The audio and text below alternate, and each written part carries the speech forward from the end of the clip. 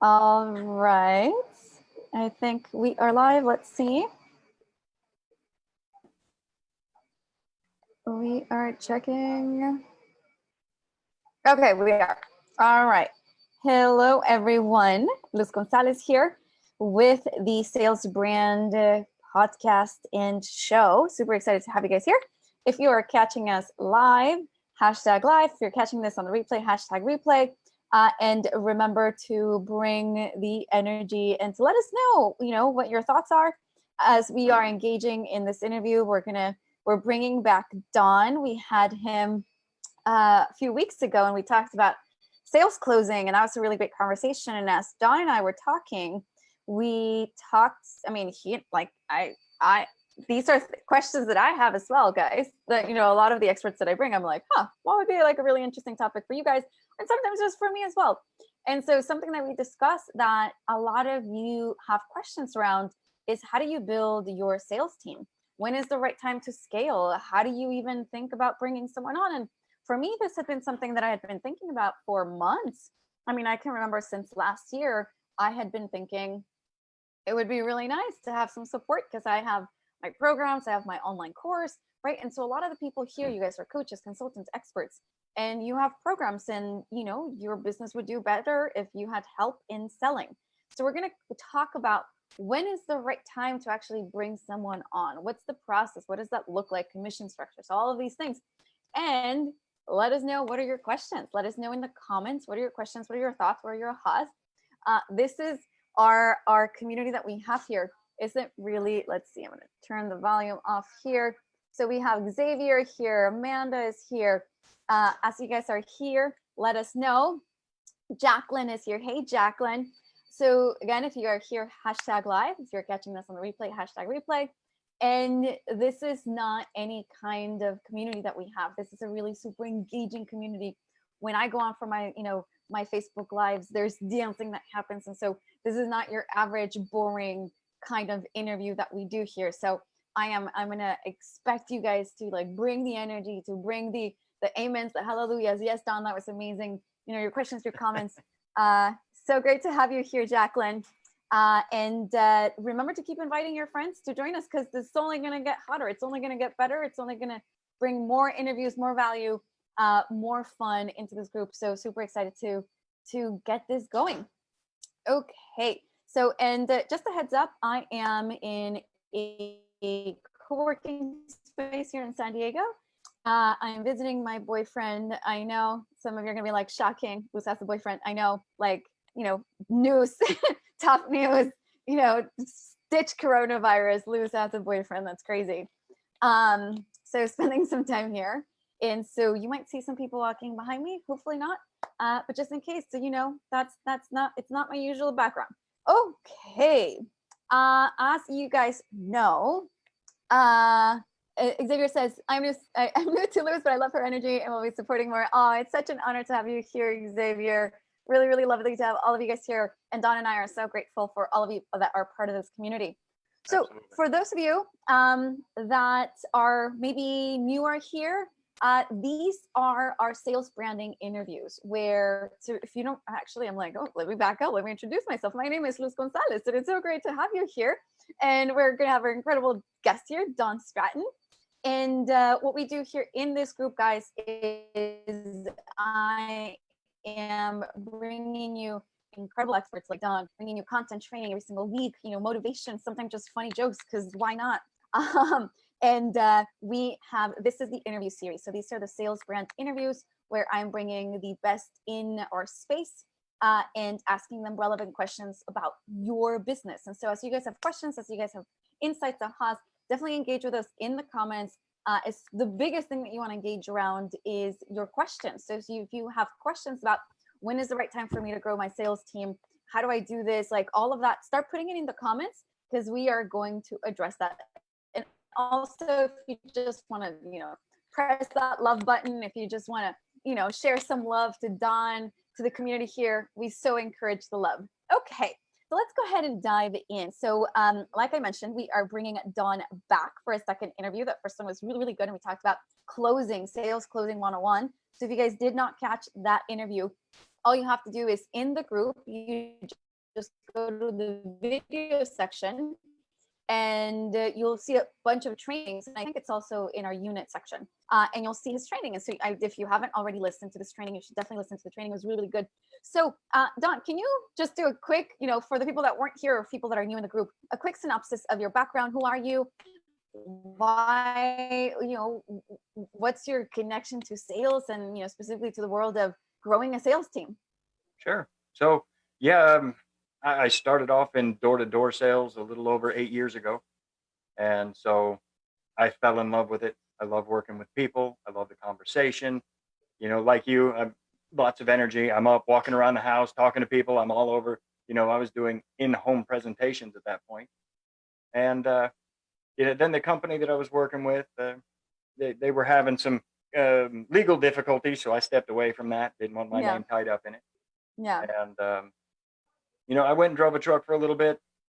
Had to keep paying the bills, but I missed the interaction, man. Being in that truck alone all the time. So I ended up leaving, getting out of the truck, and starting to get back into sales. And I started off selling cars, and then found the online space and began understanding what I could do here. That was the start of it all, from hearing about, Dan Locke and everything he was doing in sales, to all the other people that were doing it. And I've been able to just consistently grow with what I'm doing, to where now I'm training people to do what I do. Absolutely. And you had some really impressive numbers. So it wasn't like you just you got into sales, like you killed it in sales. Don can be, a little bit humble here. So I'm gonna coax it out of you. So you had some really impressive numbers, and you rose to the top very quickly. Can you tell us about that? I did. Well, yeah, I broke records with the first team that I was closing for. Some of you may or may not know the name Kevin David, but I was brought onto his inbound sales team, and I did a little over $15,000 in revenue my first week. And that was something nobody on the team had ever done before. Can we get a cha-ching here on the comments? Cha-ching. Yeah, well, within a month, they moved me up to a higher level influencer with a higher level package, and I became the top salesman on their team for 3 months straight. And since then, I've moved on to now closing for Bob Proctor's #1 consultant in the world. And I'm on board to hit 20K this month. Yeah. So we're super excited to have you here, and Don is just closing them deals and being really successful. And I wanted to share some of his not just the sales tactics, and in the future I'm really excited to share one of my mentors. She talks about sales, but it's more than just the sales tactics, guys. I only bring people into this very this is a curated community.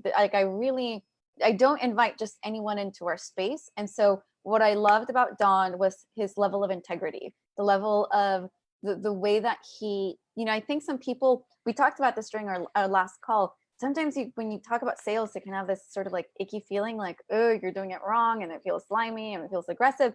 And so all the work that we do here is like, how do we actually improve the lives of anyone that we work with? And I love that that's the perspective that Don brings to us. That's why my success has been what it is, because my concern is making sure that I'm helping people and doing what's best for them. And when you care about somebody, they can feel it. They genuinely understand it. And if you think it's the right fit, they'll follow a whole lot easier than trying to convince them through any type of logic, slick word usage. And at the end of the day, guys, I want you to definitely watch the last training that we did on sales. We talked a lot about sales mindset and how to shift our perspectives in terms of how do we think about sales. But one of the big things that we talked about is when we're doing sales the right way, it is really one of the most powerful, life-changing, transformational tools that you have access to.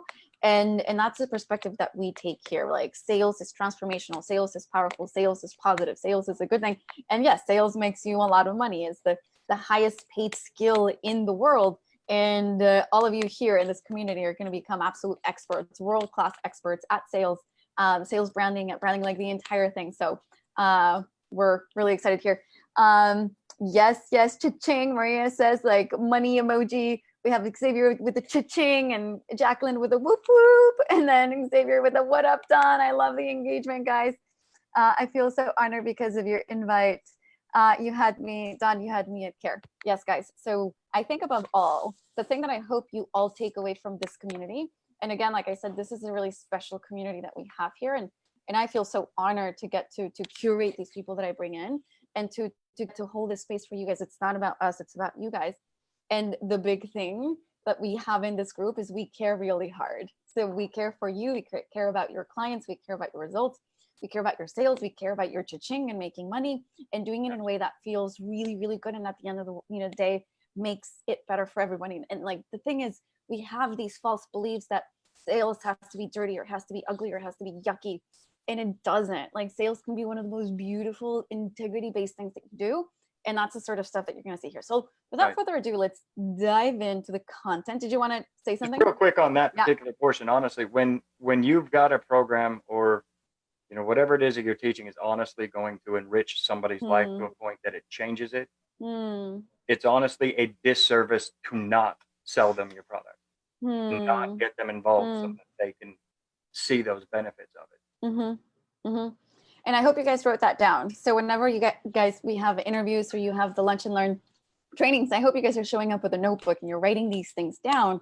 If you have something that you believe in, if you have something that you believe in, which I know all of you here, you're part of this group, not just because of happenstance, you're here because you were guided by the values that we uphold so dearly in this community. You're here because you're a great person, you're a beautiful soul, and you care about your clients, regardless if you're a coach, if you're a consultant, if you have digital products, if you're a small business owner. I know that you guys care, which is why it makes it so easy for me to care for you guys. And so when you have something, and all of you here do, something to sell that will actually change people's lives, that will transform their lives, that will make their lives better, it is your moral imperative to share that with the world. And the other way of saying that is to sell that with the world, to the world, right? Absolutely. So you're gonna have to master sales because your work changes lives. Your work changes the world, and you have to, then it is like your duty, like Don said, to go ahead and let people know. More than that, like engage them and enroll them into your programs. Cool. Okay. So let's dive into the topic of today. And so if you guys have questions about growing a team, if you guys have questions about, when is the right time for me to get sales support, go ahead and share those questions in the comments. So, as we have a lot of solopreneurs here, we have a lot of coaches, a lot of consultants. When is the right time to get sales support? How would someone know that they're getting to the right point or they're at the right point to have support in their sales systems and, like just bringing someone on? There you go. Yep. That's normally the first question that everybody has. Am I ready? Do I need to do this?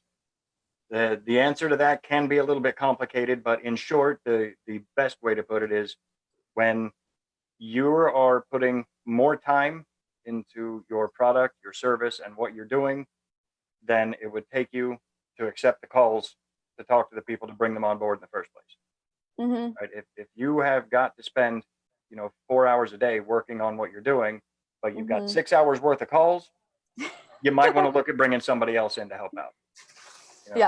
That's good to be at that point where you're like, okay, I've got too many calls coming in now. But what can happen is so many people want to try to do it on their own. They want to handle everything all by themselves, and they want to do it all, make sure it's done right.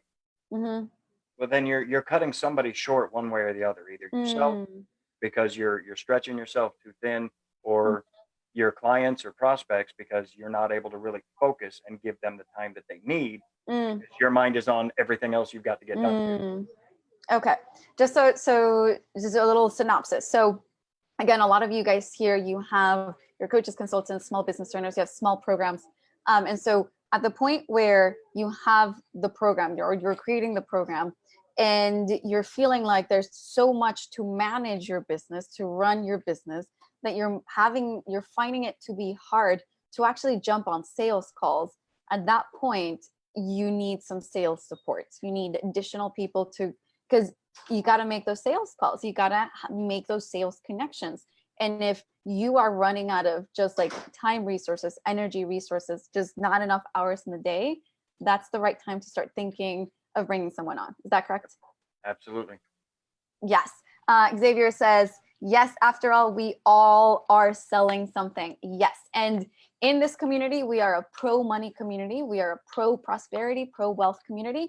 And here, making money is not looked down upon. Making money in this community is something that we cheer you for, because we know what, like, how you make that money and what you're going to do with that money. And we know the integrity that you guys have.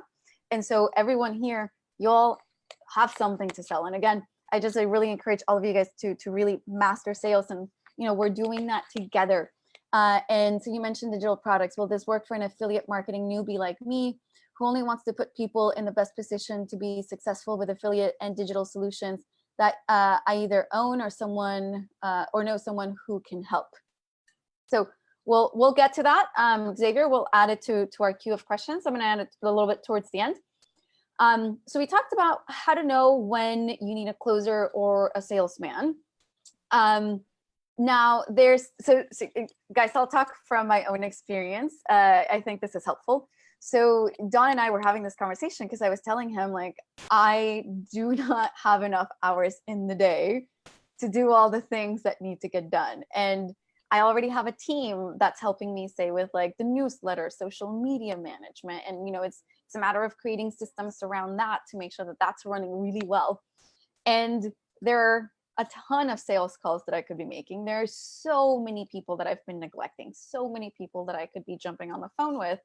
And it's been a matter of, like, I don't have the time, resource to have these conversations with all these people who could totally change their lives through this online course and through these programs that I have. And so at that point, you're like, okay, I need support. And so where I got stuck, and let me know in the comments, guys, if you have felt the same thing, was like, okay, well, it sounds pretty clear that I'm at that point where I need sales support. Is it expensive? Like, how do I find these people? There's so many questions that you're like, okay, I'm there, like, done. Like, they definitely need support. But then there's like a whole list of follow-up questions where you're like, how do I actually accomplish this? And so the question then becomes, so one of the first ones is this going to cost me a lot of money? So there's this idea that hiring a sales professional is expensive. Can you tell us a little bit more about that? Right. Well, so there's ups and downs to that. Having a salesperson on board can be expensive if it's the wrong one, because you're spending your time and your money on the leads that are coming in that are not actually getting converted at the end of the day. So that can be the costly part. Taking your time to make sure you're working with the right person is important. After that, though, the cost, if you want to call it a cost, I don't. Cost is a loss. Everything's an investment when it comes to business. That is minimal. You're looking at paying a commission to somebody who comes on for sales. So it doesn't cost you anything out of pocket up front. It's not an hourly wage or a monthly set amount. You're looking at just bringing somebody in, interviewing, make sure they're a good fit for what you're doing, the personality matches, the type of program and people that you want to work with. And then, you're paying a commission off of what comes in. So between the commission and your cost of acquisition, which is going to include your lead generation and all that, subtract that from the amount, and there's your profit that you've got left. So, bringing on a sales professional, you want to pretty much throw that into your marketing budget, really. Yeah. So what I'm hearing is, because you have the ability to bring someone on, not necessarily on on a salaried base, but just straight commission, you're only paying the amount of like new money that would be coming in on top of what you're already selling. Yeah. So it's an investment that you're making. Yep.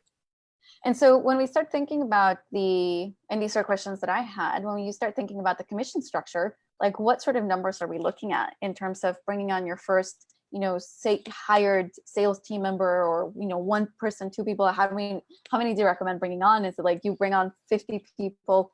Do you need specific systems in place? Do you need scripts in place before you bring someone on? So, there were a few questions there. I'll let you jump in.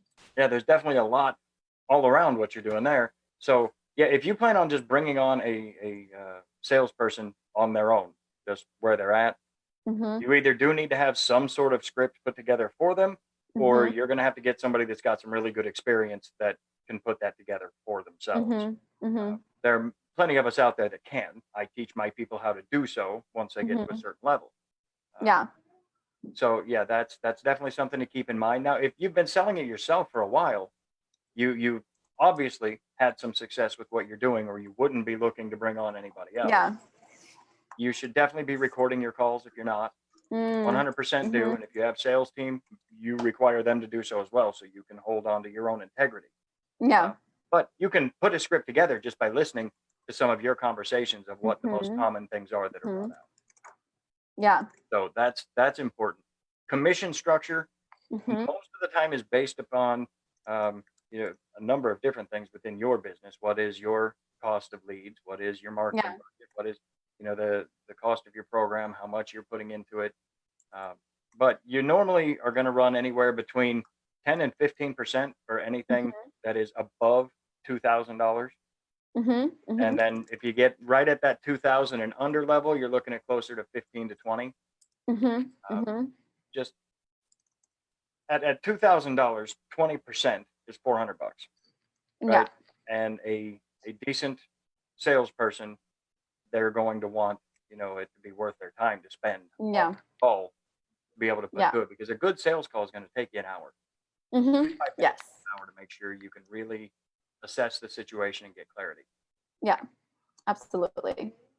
And then, so we talked about some of the commission structures. So let us know if you guys have questions about commission structures. I know that initially I had questions, and after like hearing these guidelines from Don, I was like, okay, I understand how to better think about, bringing someone on and like what would be fair. Because I think sometimes what we think is like we want to be fair, right? We want to do this the right way. And so just having these general guidelines just then lets you know, okay, if I'm bringing someone on who's a salesperson, these are going to be the numbers that we're going to be running. And I also specifically listed that for one-off coaching programs where it's Yeah. just a one amount fee. If you've got a recurring fee, like a Mm-hmm. monthly program, then you can do a lower amount on the upfront sale with an even smaller amount in recurring. Mm-hmm. Even on some people actually, they've got $2,000 a month, Yeah. mastermind groups and programs. Yeah. On that, you could do, like 10% on the first, and then 4 or Mm-hmm. 5% recurring after that on the same Mm-hmm. client. The Mm-hmm. benefits to this is that it then also puts your sales rep Mm-hmm. in the position of customer retention as well, because that's their recurring that they need to keep in Mm-hmm. touch with. So yeah, Mm-hmm. there's the ups and downs to that. Okay. Yeah, no, that's super helpful. And again, if you guys have questions about any of these things, let us know in the comments. And you guys can also comment your questions, even if it's after. So if you're catching this on the replay, you can still share your questions and we'll make sure to look them over. Okay, so the natural question that then would arise for me and did arise for me, and as I thought about all these things, was like, well, where does one find one? And like, what should the process be to sort someone, like to find them in the right places, and then to know whether the right person, whether they're qualified to sell the things that you want to sell, your programs, your packages, right? Because it's an extension of you. Like you need to trust this person to represent your company, your brand, all that you stand for. And so when people are at that point and they're like, okay, I understand the structure, like I'm ready to bring someone on, now where do I find them? What are some of the resources? Right. So Facebook groups are going to be your biggest portion. There's all sorts of groups out there. You could literally go to, in Facebook right now and just search closer, and you're going to come up with 1,800 different groups of people who are claiming. Now, most of these groups are free to join because they want people who are either looking to be trained as closers or, influencers who are looking for all to be able to commingle in these groups. So scroll through it and look and see the information that's being posted. Find out, look at the comment section, find out who's doing it. The biggest tell that you can find on the people who are not so great are the ones that are making that comment of, yes, I'm looking for an opportunity on every single opportunity that's ever listed, right? It's obvious they're new. Mm. They don't have a lot of experience, and if they're messaging that many people and still not working Mm-hmm. with somebody, Yeah. there's probably a reason. Hmm. Um, Mm-hmm. the next thing you can do is reach out to some of the leaders of those groups and Yeah. find out from them. Do you have recommendations? Who Oh, in that's your a good group one. knows what they're doing that I could reach out and talk to? Mm-hmm. And then, of course, you can go and find leaders who are building closing teams Mm-hmm. and find somebody to manage and find them for you. Mm-hmm. Yeah. That's another way to go about it, because Mm-hmm. as managing a team, I get to know who the people are that I'm working with on both sides. So Mm-hmm. I can find the people that I know their personality is going to fit this type of thing. Yeah. And that's one more headache you don't have to worry about. All the extra Yeah. interviews, all the extra, Yeah. all of that. Yeah. Yeah. And I know that as a business owner, the less headaches, the less complexity, the less extra things that you have to add on your Right. already very full plate. Yep. It definitely helps. And it's all still commission based. So it doesn't cost you anything more to have a team Mm-hmm. leader to run it than what it would if you just brought somebody on yourself. Mm-hmm. Absolutely. Let us know again if you guys have questions about these things. Okay, so we have the strategy where you guys can find closers. You can find closers online. So something else that this is something that people could reach out to you for, right? As well. Oh, absolutely. Yeah. Yeah. Yeah. I So train my own people. I run my own team. mm-hmm. So that's something like if you guys are looking for additional sales support, you guys can totally reach out to Don. That's something that I've been doing. So we're going to be working, and he's going to be helping me have a larger sales support system. And I know that all of you here, you guys are coaches, consultants, small business owners, influencers of some level. You guys have your digital products. And so at some point you're going to need support. And so what we are thinking of and what we're working on is like, how do we provide you all with the support systems? And so like Don is more on the like the closing and like the sales systems and like finding new closers. I'm more on the like, how do you actually create your system? How do you create your program? How do you brand yourself? How do you like price your products, all these kinds of things.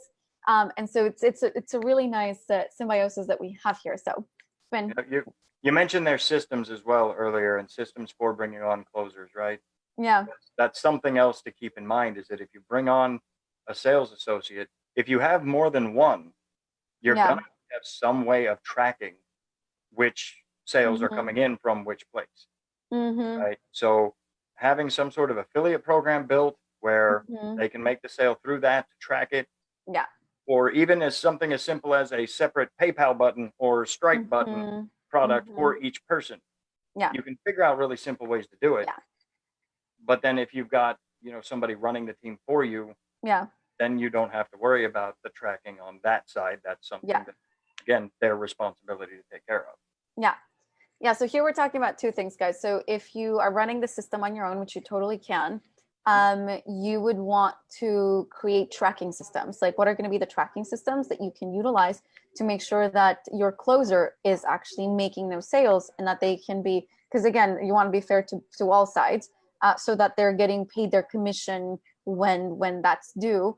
And then on the other side, if you have someone that's managing this process for you, they will create, or you can help them have these sort of like tracking systems and links, but they'll keep track of that. So those are two ways that you can approach it.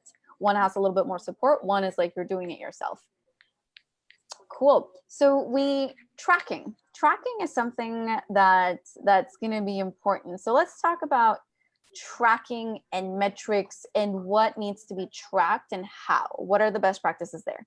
All right, you'll have to stop me when I overrun here, because this one is so important to me. Yeah. Tracking, metrics, what you track and what you pay attention to grows. Amen. That's just proven. So that's another one that you guys need to write down. Whatever you track grows. Absolutely. So Every time. If you wanna make more money, which I know you do, if you want to make more sales, which I know you do, you got to track it, guys. I need you all to have systems, not like you've heard. Hope is not a strategy. Like my desire, my strong desire and invitation is that none of you are working on hope strategy, because that's not going to lead you where you want to be. So you want to be tracking all the things. For those of you that are part of the full online course, you have a gazillion trackers in there. For those of you that are part of the mentorship accelerator calls, you guys have support, extra support there, right? So however your systems for tracking and having metrics that let you know what success is, make sure you're doing this. Okay. Absolutely. Yeah. If it's as simple as a Google sheet that just you make a couple of columns of these things that you're wanting to keep track of, or as extensive as an entire CRM suite that you want to get into, Mhm. you can make it as extensive or as easy as you want it to be. Yeah. But when Yeah. it comes to having a team, you really need to be paying attention to, what is it costing you to bring a lead in?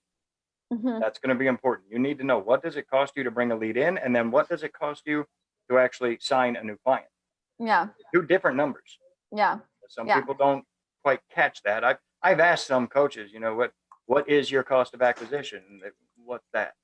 Yeah. Right? Yeah. You need to know these things. Yeah. So if you don't know the difference between it, the cost of lead is what it costs you for everybody you touch, everybody you talk Mhm. to, everybody that gets on your list. Cost of acquisition is taking that same number, only splitting it up over how many clients that came in during that month, not just how many people joined the list itself. Mhm. Right? They're Mhm. two different Mhm. numbers, but you need to know where they're at, because the higher your close rates, the smaller those numbers get, which Mhm. means your marketing dollar is stretching even farther. Mhm. So And this is where that, like, there are sort of two, there are, like, I see it as sort of like two very integrated systems and things. So what Don and I were talking about is the branding piece of it allows you to accelerate. It allows you to bring down your acquisition cost. It allows you to raise your prices.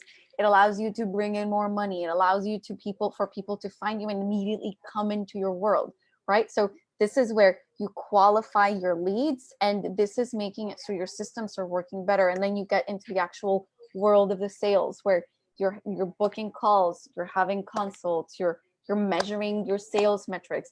And so you can't operate without one, or like it's all of it. You need to be maximizing and having efficiency and systems and metrics in all parts. And so it starts here and this moves in here. And so if you want to improve, again, if you want to reduce costs, if you want to increase your prices and like not have to blink an eye when you increase price and just be like, I'm giving myself a raise, then your branding, bringing in highly qualified leads, all of that happens with your branding. absolutely. And the more that you're able to do that, the easier the Yes. closing calls are, and the higher that Correct. goes. Correct. Absolutely. Correct. That's that. Yeah, I teach consulting as well. So yeah, getting into knowing who your target is, Yeah. speaking to them properly, having the right Correct. message, the branding, all of it. But Mm-hmm. yeah, when it comes to your sales specifically, you need to be tracking how many people you're talking to, Mm-hmm. and how many of those people are actually becoming customers. Mm-hmm. Track your Mm-hmm. close rate. Mm-hmm. You need to track the close rate of course, any sales associates that you've got as well. Mm-hmm. Mm-hmm. And you need to be listening to the calls. I'd say pull out one a day and listen to of yours or theirs, either one, Mm-hmm. and be tracking that as well. Find, where is it in your process that can use improvement? Mm-hmm. Where is it that you're getting caught up and stuck at? Mm-hmm. Mm-hmm. Work on those things, and you'll Mm-hmm. continue to grow and gain on all of it. Mm-hmm. Mm-hmm. And for those of you that are in this group, I had already shared a sales calculator. It's a free resource. And so in that one, you can play around with your different, closing rates, and you can have, so suppose your revenue number for the year is 100K. Then it gets down into the nitty gritty. But guys, with sales, you have to know your numbers. You have to get down into the nitty gritty. It is not about hope strategy. So what we do is you have your number, like whether you want to make 50K, whether you want to make 100K, whether you want to make 1 million, and then it's working backwards. Okay, so if I want to make 100K this year, what does that mean? Like, what is my average sales size? What is, you're going to have multiple products. Some of you are going to have just one product, but what's like your average sales size? And then you're going to work it backwards. You're going to look like, okay, well, what is and you might not know these numbers, and you can play around with them. Like, this sales calculator is free and it's available. If you guys want the sales calculator, just write down sales calculator in the comments and I'll send it to you.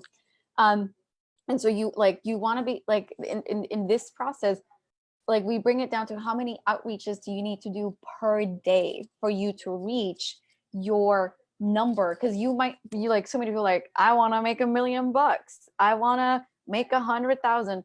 But what's your plan? You can't just say you want to make more money. You need to know your numbers. And that comes down to like, maybe, so for me, which is why I need extra support, I need to do 91 outreaches per day for the like the number that I'm going after. That means I need support, but guess what? I know my numbers, right? So the question for you is like, do you know your numbers for you to reach success? That's also, somewhat of a mindset piece as well. When you're looking at a big number, 10, 20, 30K a month, to some people, I mean, big is relative, but you know what I mean? Yeah. It- Yeah. When you can break that down to, I need 7 sales, that sounds like a whole lot easier goal to hit than 25K. Correct. Right. So you Correct. can look at it from a different angle, and then it's less stressful Mm-hmm. moving forward with it. Mm-hmm. Absolutely. Okay, so they're recording their own sales calls. They're recording the sales calls, and Xavier says, "Man," and I guess I'm in like in an office. Otherwise, I would be like bringing a whole lot more energy. Like Xavier says, "Man, this is fire! Dropping knowledge, boop boop boop boop, just dropping that knowledge." Yes, I am getting to know my numbers, streaming big and starting small. I love that. Love that. Like this is another one that I want you guys to write down. This came from Brandon Burchard, one of my mentors, and he said, too many people don't succeed because they're afraid to be seen starting small. I hope you all have the humility to go through your process that you're going to have to go through to get big. I hope you guys give yourselves the space and that you have the courage, because you're going to go through some things getting to that number, and I hope you never give up on that number. I hope you go really big. And this is a community where we don't go small, we go big in this community. And I'm going to keep pushing you to go big. And the thing, like Xavier said, dreaming big and starting small, like let's go. Let's know our numbers, and let's show up, and let's have the humility to go through the muck that you're going to have to, and establish your systems and learn your systems and learn your scripts and like do the things. But eventually you're going to get there. If you don't do these basic things, people think that success is sexy. It's not sexy. Success is like every day. Success is the opposite of sexy. It's like it's the daily grind. It's doing the things you don't feel like doing, like doing the things you have to do even when you don't feel like doing them. I spent last week with my mentor, who is a 5 business owner, multi-millionaire. Yeah. I drove down to Dallas and I spent the week with him. Yeah. And yeah, you see people on the webinar, you see them standing there talking, they're pointing at their slides, they know where they're at, what they're doing. Yeah. And that's the only part of their life you see. Yeah. Yeah. But then when you get to go and sit down and actually spend time with them and spend a day with them, their phone's ringing off of the hook. They're having to step away from meetings to get to this. Yeah. They got to go. They're spending 4 hours on Zoom for an hour meeting here, an hour meeting here, an hour meeting there. Yeah. They're constantly, this guy's got 5 businesses he's running. He's busy as crowd. Yeah. So that's absolutely true. Got to keep it moving. Yeah. Got to keep showing up. All right. So we're recording our calls, recording their calls. We're tracking the numbers. If you guys need access to that sales calculator, again, let me know. The other thing that Don and I are going to be doing, I'm really excited about, is going to be a master training on the reverse sales script. And so this is going to be for those of you that need additional resources. You're like, I don't know the script for closing someone. Like I need a little bit more support. We're going to be putting together a master class. It's going to be coming your way probably in the next week or so, that you'll be able to sign up for, where Don is going to walk you. He's going to share the actual script with you, and he's going to walk you through the 6 steps that you need to follow in understanding like what the script is. But you guys will have access to that script and to that training. So I'm super excited. So you'll have that support. You'll have that sales. Yeah. You want to say something? Oh, I'm just saying, yeah, it's going to be fun. It's going to be lots of fun. The reason I call it a reverse script, just for a little bit of clarity there, is because most people wait until the end of the call before they start dealing with any objections that may come up. I teach people a way to make sure that they're handling the objections ahead of time, so that then you can actually focus on helping the person through the rest of the call. Yeah. Super cool. That's coming your way, guys. All right. So we talked about any other metrics or any other tracking that people should have on the radar before we move on. That's mainly it. I mean, just make sure that you're paying attention to, like you said, how many people you're reaching out to, how many of those become, get on the call with you to talk, and then out of the people you talk to, how many of those convert. That Mm-hmm. way you can do exactly that. You understand exactly how many people you need to talk to in order to produce the result that you're needing. Mm-hmm. Mm-hmm. And then as you're tracking and, gaining skill in the sales or bringing on, more experienced salespeople, of course, those numbers will begin to drop on how many you have to reach out to reach Mm-hmm. that same goal. Mm-hmm. Absolutely. And then in the future, especially as you guys figure out your sales systems, what you'll be able to do is you'll be able to automate more and more pieces of your sales system, whether that looks like selling through a recorded webinar, whether that looks through, there's going to be multiple ways that you're going to be selling. You can be selling on stages, you can be selling through webinars, you can be selling just like multiple platforms. You're going to have, sales funnels that are going to, walk people and guide people to a sales. And you're going to have different sales scenarios. Like you're going to get people, let's talk about some of those scenarios. So for some sales calls, you're going to get people on the phone. With some sales, you're not going to want to get on the phone at all. You're going to want them to just go straight to the sales. So what does that look like in terms of thinking of what sales your sales team is supporting you with, and what sales should just like be happening on their own? Right, right. Okay. So for the most part, anything under $1,000, you can usually get with just copy, with a good email sequence, with a good webinar. Yeah. You know, if you when you start getting over $1,000, up to that $1,500 and up range, a lot of times you're going to want somebody to talk to. Yeah. And many times that can be a very quick, something for, 1,500, $2,000. Call may only be a half hour just to get, is this for sure exactly what's going to help you out? Sure, then here you go. Let's get started. It can be easier. The larger the amount, the more time the call is going to take, because the more intricate you need to get with the question. Yeah. But yeah, if it's under $1,000, you should be able to sell that through automated systems on your own. Mm-hmm. And so again, if you guys have questions about that, ask those questions in the comments, and I will make sure to either create a training around that, or we can address those questions in our lunch and learns. Don, you had said something previously that I think it's great, and I think we should cover here. You said sometimes, it's easier to sell a 10K, like package or offer than, sometimes like a $500, or $1,000 package. And I think that sometimes, like, when people think about that, they're like, what? No, that's not the case. Let's talk about that. So the biggest reason for that is because when you've got something that is valued and in that five-figure range, I mean, five, six, $7,000 and up, Mm-hmm. right? The people that you're targeting and talking to, they already understand there's an expense for the service. They already get it. It's a mindset thing for people at that level already, Mm-hmm. right? When you go to a live seminar, you're expecting to spend, 1,000, $1,500 for the entire trip. That's just while you're there, not even including travel, Mm-hmm. right? You got $400 for the tickets for the weekend, plus your room, plus food while you're there, all of this stuff. You're going to end up buying the CDs and tapes so you can listen to it later. There's an expense for it. You expect it.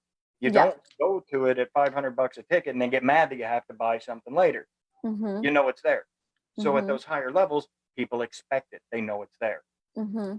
When you're targeting people and your pricing is right around that, $1,500, $2,000, $2,500 range, you're right on that line of getting a hold of some of those people. If your focus isn't right, if your message isn't targeted right, you're going to have people coming in that are going to want to fight with you and tell you that that's too much to spend for something like that. Mm-hmm. Mm-hmm. So yeah, it's a lot easier, in my opinion, to sell something that's, $10,000, $15,000 compared to, 1,500 or 2,000. Mm-hmm. And so I want you guys to, part of what we're doing here is I want you guys to reconstruct your ideas about money, your ideas about sales, your ideas about what's easy, what's hard. Like, I want you guys to get to the place where your mantra, and I'll add this mantra to our group, like where your mantra is, it's easy to sell. Like, I want to know how many of you already have a $10,000 package. If you don't already have a $10,000 package, I want to encourage you. I want to invite you to create and think about, what is your $10,000 package? Heck, if you want to, like, what's your 20,000? What's your $30,000 package? Maybe some of you want to think about what's your $100K package, right? And so the only limits that we really have are the limits that we impose on ourselves. I really want you to think about that one. So to what extent are your stories about money? And to what extent are your stories and your limiting beliefs about sales, making it so you're having a harder time in bringing in money. So you're holding yourself down. I know that some people that I talk to, charging $100, they're like, oh, that's a lot of money that I'm charging.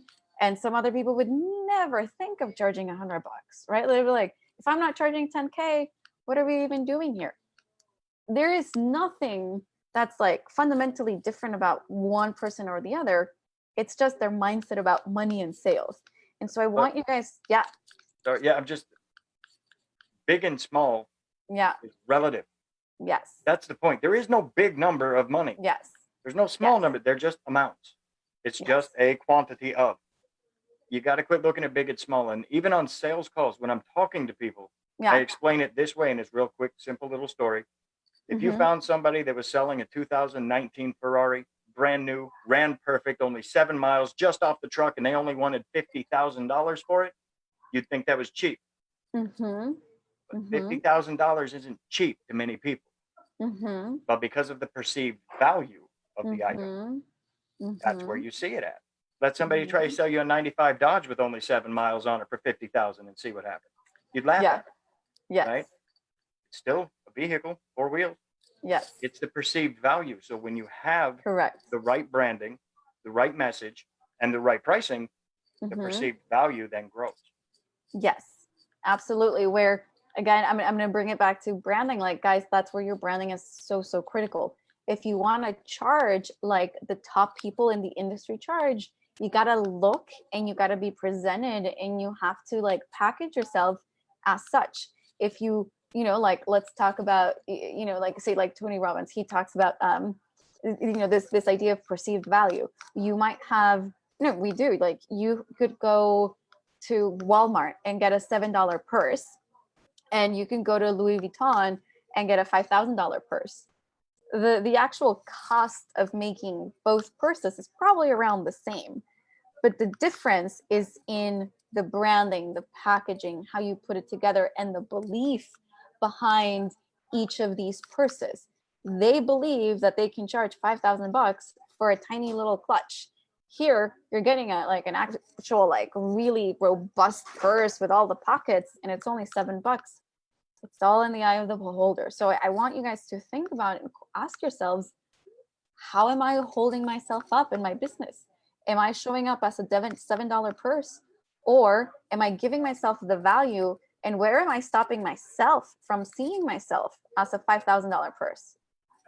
So that last part right there is the most important part, because many people subconsciously, not even realizing it sometimes, they don't want to charge what they think they should because they don't feel they're actually worth it. Right? So you've got to remember that you're unique. Every single person hearing this message right now, you are unique. You are a one of a kind. That makes you a master's piece, which means you're priceless. And you need to remember that and understand that and believe that of yourself, because any information you've got to bring, you're the only one that can bring it the way that you do based on your experience. Amen. Preach. Yes, absolutely. And I'm going to add a little bit of branding strategy to this, guys, so this is what I talk with my one-on-one clients. If you brand yourself in such a way that you share that uniqueness, where you're creating your intellectual property, right? So say like the blueprint. We talk about the 3 pillars. Pillar number 1, pillar number 2, pillar number 3. Pillar number 3 is where sales branding happens. Guess what? Sales branding didn't exist before I created it. And because I created a framework, a system that could only be informed by my life that I went through and the lessons that I went through and the things that I learned, all of a sudden that increases the value, because no one else can teach sales branding. I'm literally the only person on the planet who can teach sales branding, and eventually there will be sales branding agents, and you can create a system by which you can share your IP. But when you are the owner of your IP, and this is your intellectual property, when you are the owner of your intellectual property, all of a sudden your perceived value raises a whole lot. So I want you guys to ask yourselves, what is my IP? Have I thought about my IP? And if you want to raise your prices, if you want to charge more, if you want to do it with confidence, you've got to create some IP. All right. So we veered a little bit away from sales, but we're gonna, well, like it's a conversation back and forth. Okay. So let's talk about what are you had mentioned the top 3 things to scale responsibly. What are those? Yes. Okay. So your top 3 things to scale responsibly are first and foremost going to be your marketing budget. Mm-hmm. All right. Mm-hmm. As you grow and as you begin to expand, you're going to have to keep an eye on your marketing budget. You're going to want to track those numbers extremely well, Mm-hmm. because that's going to give you your basis on, how much you can spend to how much you can make. That is your exact to and from ratio right there. Mm-hmm.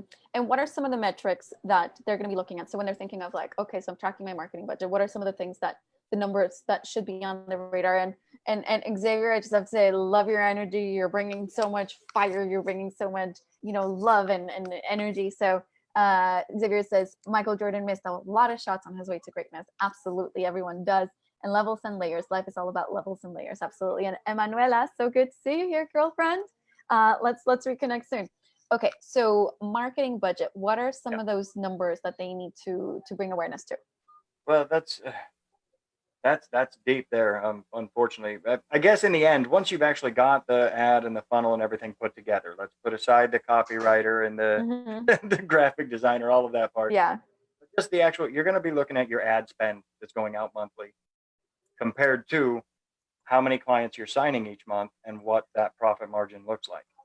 Mm-hmm. Right? And that's going to include your sales agent in between there, and any business expenses that are included in that. I mean, you've got to keep up with your affiliate software, or whatever else, your webinar software, whatever you're using. Yeah. You got to compare those.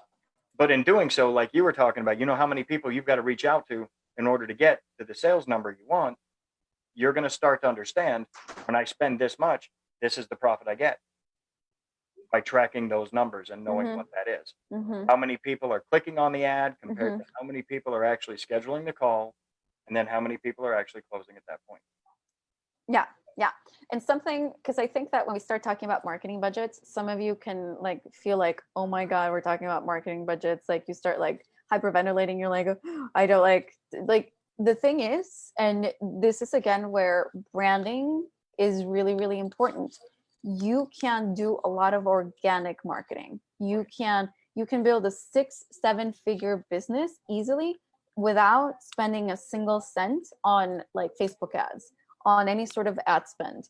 There are ways that, by the way that you represent your business online, you just accelerate how people are coming in. So I don't want any of you to freak out.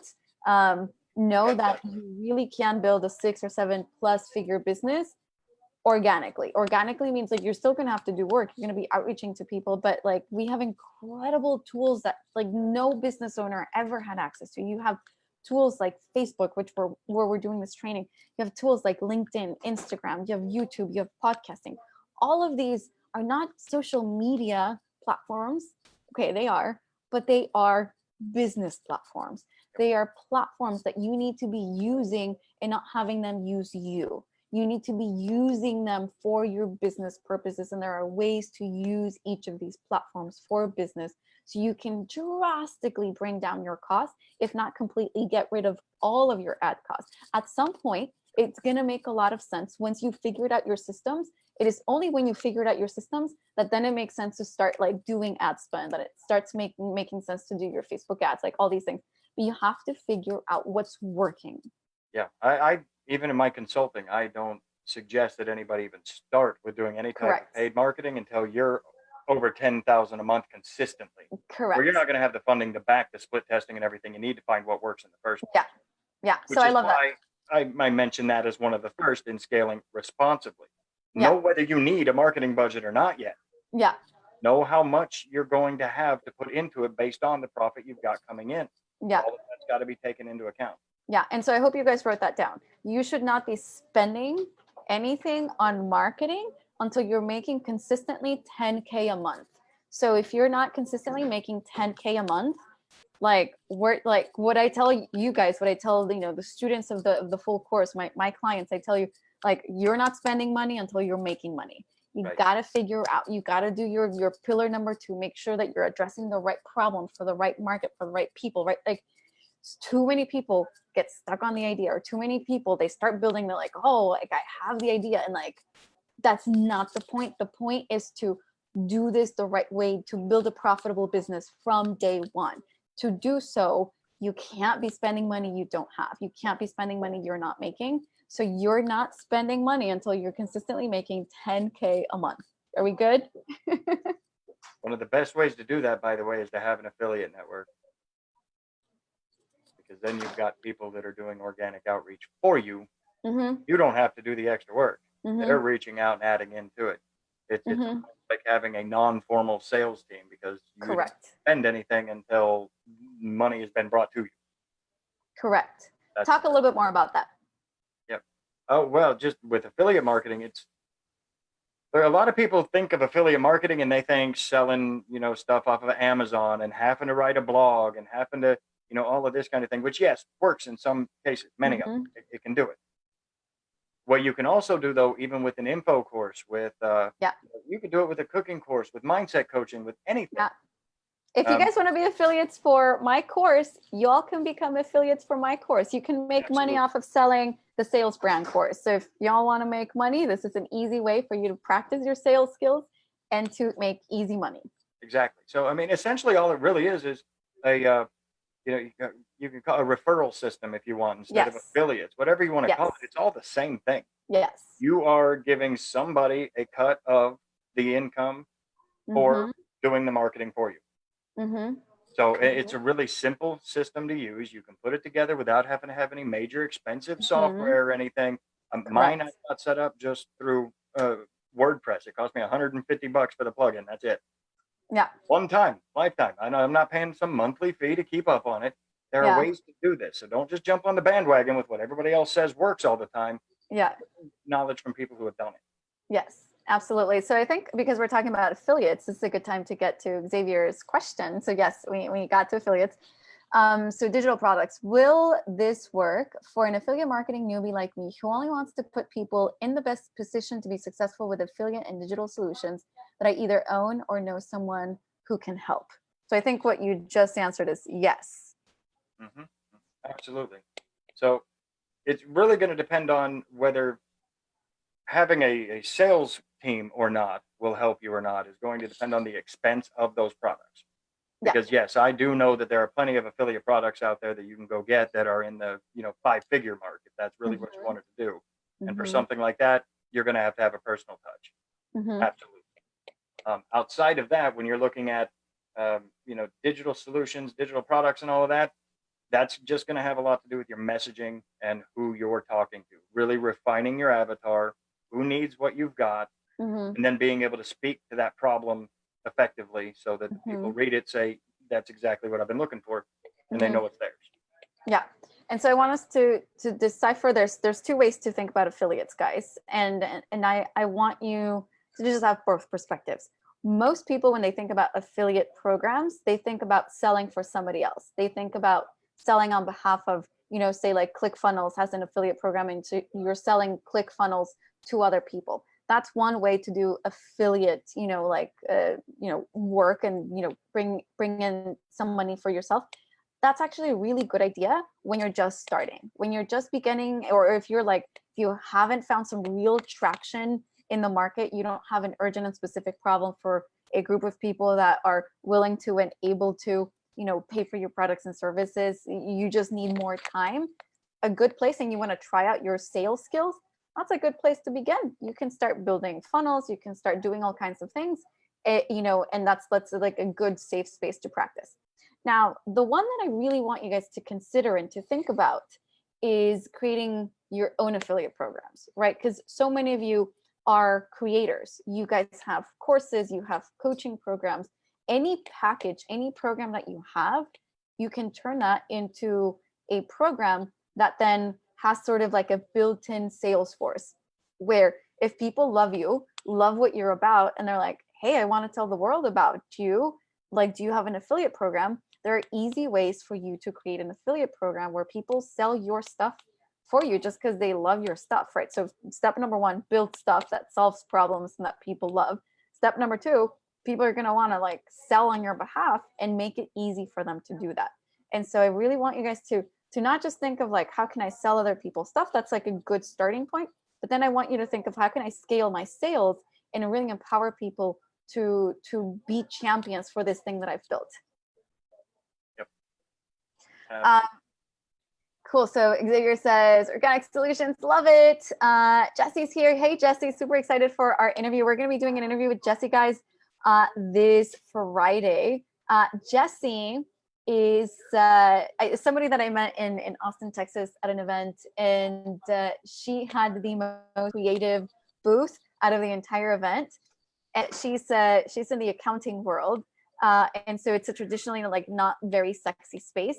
And she's found very creative ways to bring people in. So that we're going to be having her on Friday. Really excited for that. And Xavier says, you guys are so awesome with what you're saying. The steps are true. Don't spend until you are making 10K per month. And then Xavier goes, he said affiliate. I love you, Don. Okay, awesome. So we talked about, so your marketing budget, that's one of the steps for scaling responsibly. What were the other two for scaling responsibly? So yeah, after your marketing budget, then it's going to come down to sales team.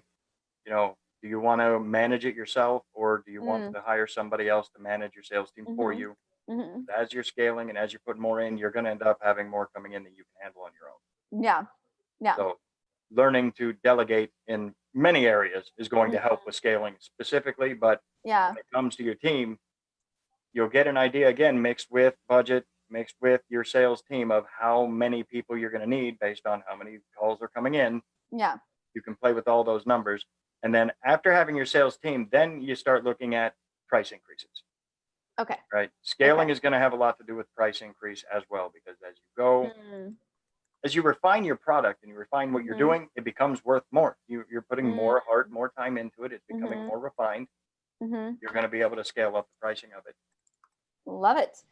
Okay, and then the last thing where we're going to wrap up, guys, we're at the hour, is going to be, you talked about sales and social media. So focus on building. So if you had to start over, you would focus on building a full following on social media. You have to have a loyal following that will share what you taught them with those around them. So what are your thoughts on social media being something that can help your sales? Absolutely. Well, it's the number one place to go to help your sales, in my opinion. You know, right now, you can get on Facebook, join a couple of Facebook groups, and within a couple of days have over 1,000 people as friends on Facebook that you can now speak to about whatever it is that you want to. They've accepted that connection to be able to open the conversation. So that's the first thing I would do if I had to start over, was start building that following, start providing any value that I could to those who I saw needed it, get involved in groups that were able to give me back something as much as I gave to them. So we're all growing together. Correct. And then when I did finally put it together and was ready to start selling anything that I have to, find would fit in, then I'm already going to have people there that trust me, that see I know what I'm talking about. Yes. You can really start to snowball things from there. Yes, absolutely. Absolutely. And for those of you that are not already part of the full course for the sales branding passion to profit online course, we teach like those strategies in that course. Like, how do I utilize Facebook groups? How do I create my own Facebook group? When's the right time? Like, how do I utilize social media, not just like for scrolling, but for actually creating a business presence and snowballing the number of people that know about you, and then getting them into your programs, your packages, and keeping them as, as customers, happy customers and engaged community members for life. Okay, guys. Well, thank you so much. Thank you for your energy. Thank you for your engagement. You guys are an incredible community to be here with. Again, I am so grateful. And Don, thank you so much for your time. I'm really excited to share your masterclass, your 6 steps. And so that's going to be coming your way, guys. And again, we do have an interview coming on Friday. This is going to be a really fun one with Jesse, where we're going to be talking about, like, what if my business doesn't really do marketing or branding? Like, I'm kind of a boring lawyer. I'm a boring accountant. Like, I don't really think that branding is for me. We're going to completely shake, We're going to rock your world, and we're going to share some really creative, fun things that Jessie and her husband have done that, like we've talked about the two concepts with branding. What it does is you can be the lighthouse where people come to you, or you can be the tugboat where you go out and you're like trying to grab for people. So branding allows you to be the lighthouse where you just like, it's not like you just stand there. You still have to do sales activity to bring in the sales, but it makes it so much easier. And so you might think like, no, but it's impossible for me. Like I'm such a boring business, or like it just these things, like I'm a martial arts, whatever your business might be. We're gonna destroy any concepts that you may have had of like why your business cannot brand creatively and engagingly to really become that beacon, that like lighthouse that brings the right people to you. All right, Don, well, thank you so much.